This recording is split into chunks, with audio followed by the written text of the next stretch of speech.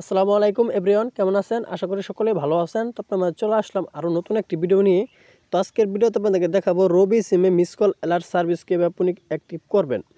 অর্থাৎ আপনার মোবাইলে যখন বন্ধ থাকবে, বন্ধ থাকা অবস্থায় আপনাকে যদি কেউ ফোন করে, তো আপনি কিন্তু পুনরায় আবার বুঝতে পারবেন যে আপনাকে কে কে ফোন দিয়েছিল। তো আমাদের কিন্তু রবি সিমে মিস কল অ্যালার্ট সার্ভিসটি অ্যাক্টিভ করে রাখলে অনেকটা কিন্তু সুবিধা হয়। তো যেমন ধরুন আপনাদেরকে সুবিধাগুলো বলে দেই। তো আপনার মোবাইল যখন বন্ধ থাকবে, বন্ধ থাকা অবস্থায় যদি আপনাকে কেউ ফোন করে, যখন আপনি পুনরায় আপনার মোবাইলটা অন করবেন, তখন আপনার কিন্তু যাই ফোন দিয়েছিল সবগুলাই কিন্তু নোটিফিকেশন আকারে শো করবে এবং কি আপনার ডায়াল বেড অপশনে কিন্তু শো করবে। তো আপনি যার নাম দিয়ে আপনি সেভ করে রাখবেন নাম্বারগুলো, তো যাই ফোন দেবে সেগুলো কিন্তু আপনার এই ডায়াল বেড অপশনে কিন্তু শো করবে। অর্থাৎ আপনার মোবাইল যখন বন্ধ থাকবে, বন্ধ থাকা অবস্থায় যদি আপনাকে কেউ ফোন করে, তো সেই কলগুলো কিন্তু আপনার একটা মিস যাবে না, সবগুলো কিন্তু আপনার ডায়াল বেড অপশনে নোটিফিকেশন আকারে কিন্তু শো করবে। তো আপনি কিন্তু বুঝতে পারবেন যে আপনার বন্ধ থাকা অবস্থায় কে কে আপনাকে ফোন দিয়েছিল। তো এই সুবিধাটা কিন্তু আপনি পাবেন এই মিস কল সার্ভিস অ্যাক্টিভ করে রাখলে। তো কীভাবে আপনি এই রবি সিম মিস কল অ্যালার্ট সার্ভিসটি অ্যাক্টিভ করবেন আপনাকে এই ভিডিওতে দেখিয়ে দেবো।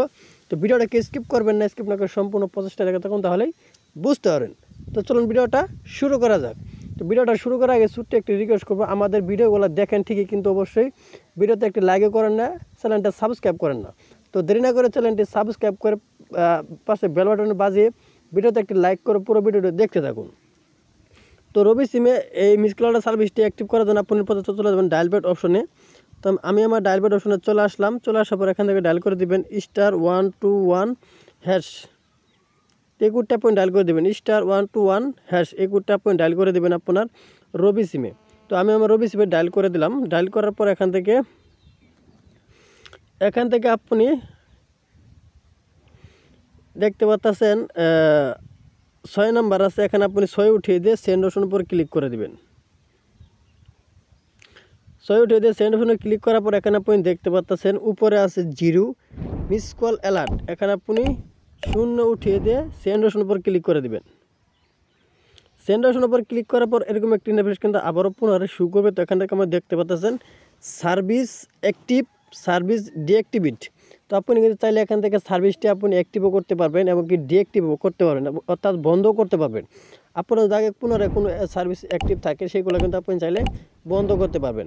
এছাড়া আপনি দেখেন সার্ভিস অ্যাক্টিভ, এখানে আপনি 1 উঠিয়ে দিয়ে সেন্ড অপশনের উপর ক্লিক করে দিলেই কিন্তু এই সার্ভিসটি অ্যাক্টিভ হয়ে যাবে।